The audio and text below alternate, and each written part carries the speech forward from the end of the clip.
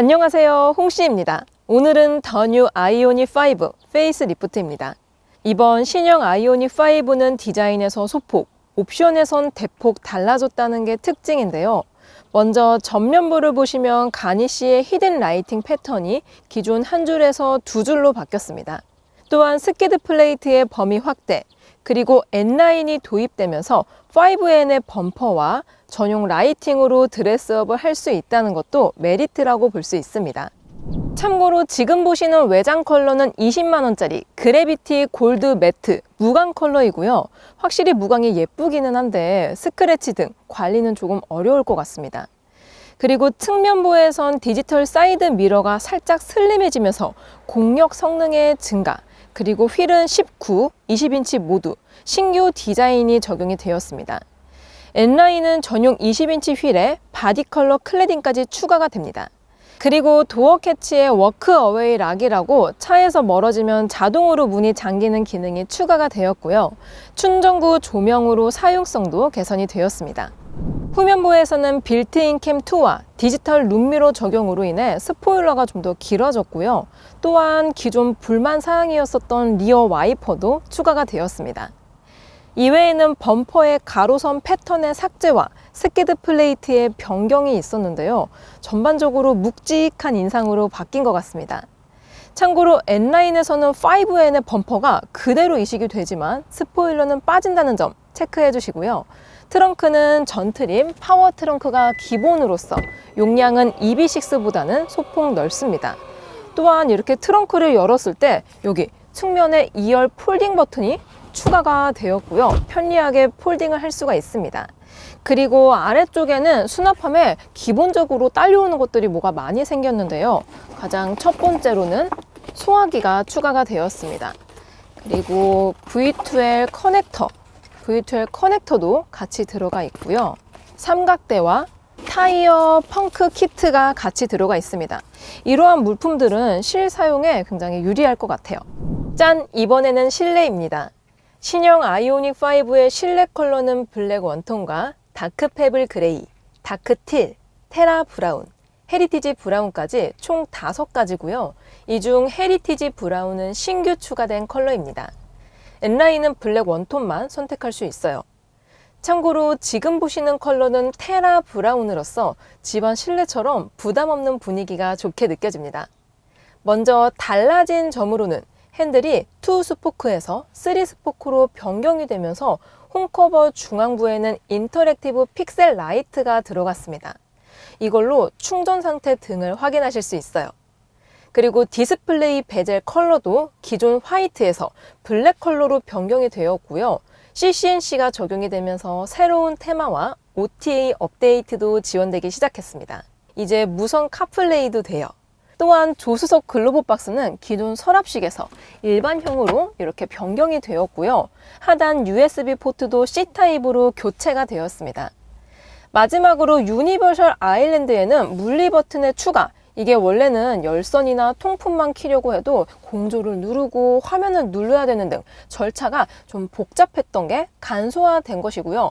이외에는 무선 충전 패드의 위치가 여기 상단으로 올라왔다는 점, 그리고 친환경 소재의 도입 등이 있습니다. 참고로 실내 크기는 EV6보다 전반적으로 더 넓고요. 2열 거주성은 165cm 여성 기준으로 헤드룸은 주막 2개, 레그룸은 2뼘 반 정도가 나옵니다. 편의 옵션으로는 B필러 에어벤트와 USB 포트, 전동 슬라이딩 시트, 열선 및 도어 커튼 등이 있고요. 선택 옵션이긴 하지만 지금같이 비전 루프를 넣게 되면 루프에 통유리가 들어가면서 개방감이 좋아집니다. 저는 개인적으로 이 비전 루프 추천드려요. 자, 그래서 얼마냐? 신형 아이오닉 5는 기존 스탠다드를 삭제하고 롱레인지만 출시하면서 가격은 유지, 배터리 용량과 주행거리는 늘어났습니다. 이 부분은 파격적이라고 생각이 들고요. 아무튼 보조금 포함 실구매가는 서울시 기준으로 4천만 원 중반에서 5천만 원 초반대로서 인기의 견적은 프레스티지에 옵션 3개를 더한 6천만 원 초반대에 가장 많이 팔리고 있습니다. 물론 이 정도면 옵션은 풍족해도 보조금 제외 가격으로서 6천만 원이라는 게 부담이 조금 될 것 같은데요. 그래서 홍시픽 추천 견적을 짜보면 일단 트림은 익스클루시브로 내리시고요. 옵션을 살짝 조정해서 5,660만 원 조합을 추천드립니다. 먼저 컴포트에는 프레스티지 대비 어드밴스드 후석 승객 알림과 측면 커튼이 빠지기는 하지만 동승석 전동 시트와 전자석 메모리 시트, 2열 열선 같은 중요 옵션은 그대로 유지가 되고요. 스마트 센스로 고속도로 주행 보조 2와 후측방 충돌 방지 보조 등을 보강할 수가 있습니다. 여기에 전동 트렁크와 전자석 세이프티 파워 윈도우, 스마트 키 등 선호 옵션은 기본인 만큼 이 정도면 사실 부족함은 거의 없을 것 같아요. 자, 그럼 시승을 나가볼게요. 고! 짠! 저는 더 뉴 아이오닉 5를 타고 주행 중입니다. 현재 제가 시승 중인 더 뉴 아이오닉 5는 롱레인지 EWD 트림에 20인치 휠과 AWD가 빠진 풀옵션 사양이고요. 차량 가액은 약 6,400만 원 정도가 됩니다. 참고로 아이오닉 5는 최고 트림을 가더라도 20인치 휠은 옵션을 추가하셔야지 들어갑니다. 기본적으로 19인치 휠이 장착이 되어 있고요. 제가 시승 중인 차량도 19인치 휠이 장착이 되어 있습니다. 이번 더 뉴 아이오닉 5는 페이스 리프트가 되면서 내외장 디자인 변화도 있었지만 성능적인 변화도 있습니다. 제일 먼저 배터리 용량이 기존에는 77.4kW 배터리가 탑재가 되어 있었는데요. 신형은 여기서 84kW로 용량이 증가가 되었습니다. 또한 4세대 배터리를 사용을 했기 때문에 에너지 밀도가 더 높아서 주행거리가 더 늘어났다는 장점을 가지고 있습니다. 사실 이게 배터리 용량이 증가가 되면은 출력을 조금 조절을 할 수 있습니다. 하지만 구형과 동일한 마력과 토크를 가지고 있고요. 출력을 증가시킬 수 있음에도 불구하고 안 했다는 거는 안전함과 승차감 이런 것들에 초점을 조금 더 맞췄다고 생각이 들어요. 페이스 리프트된 더 뉴 아이오닉 5는 구형과 비교했을 때 차체 하부와 휠하우스 뒤쪽에 강성을 증가시켜서 저주파 부밍을 감소시켰다라고 하고요. 또한 모터 후륜 쪽에 흡차음제 면적을 넓혀서 이 뒷자리에서도 정숙성이 좋아졌다라고 합니다. 자, 시속 80km 기준으로 데시벨 측정을 해보면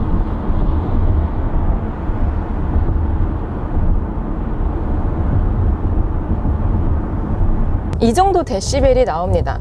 현재 지금 노면 상황이 굉장히 안 좋은 구간을 지나가고 있어서 이 노면에서 올라오는 로드 노이즈가 아예 없지는 않습니다. 자, 이렇게 빨래판 구간을 지나갔을 때에도 이 로드 노이즈가 좀 덜 들어오는 느낌이 들기는 하지만 완벽하게 막아준다라는 생각까진 들진 않아요. 하지만 구형과 비교했을 때 자세히 느껴보면 후륜 쪽에서 들어오는 소음들이 살짝은 더 조용해졌다라는 생각이 들어요. 그리고 이번에는 창문을 열어보겠습니다. 동일하게 시속 80km입니다.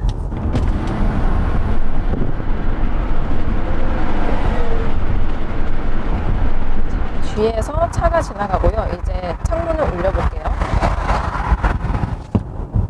차폐감은 이 정도로 형성이 되어 있습니다. 이중도 팝차음 유리가 이 도어까지 적용이 되어 있고요.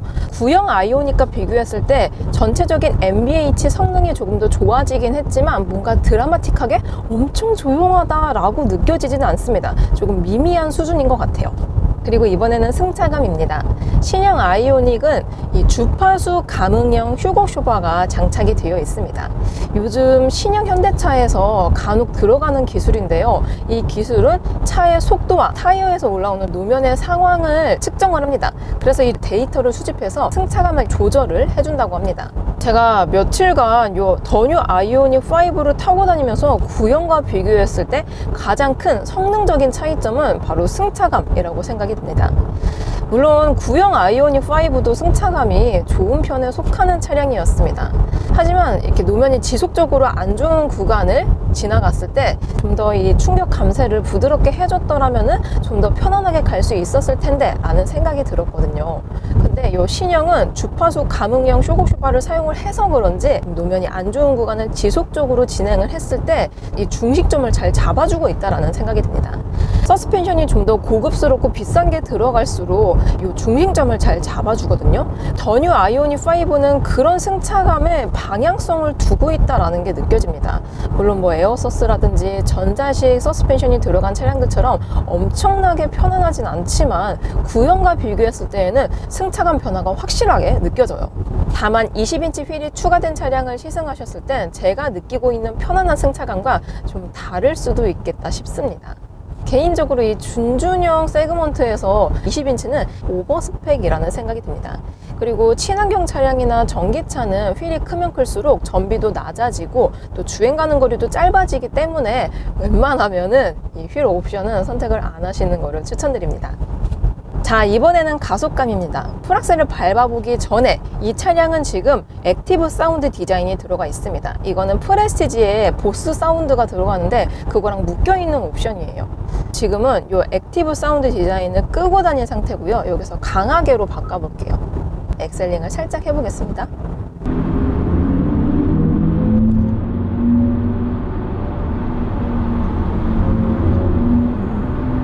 다시 끄고 조금 밟아볼게요.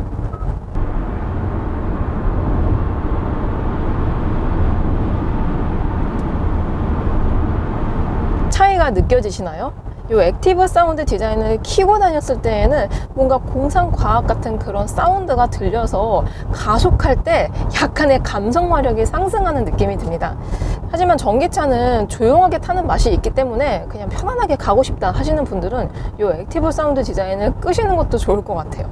현재 저는 4륜구동에 들어가 있지 않은 롱레인지 EWD 차량을 시승하고 있습니다.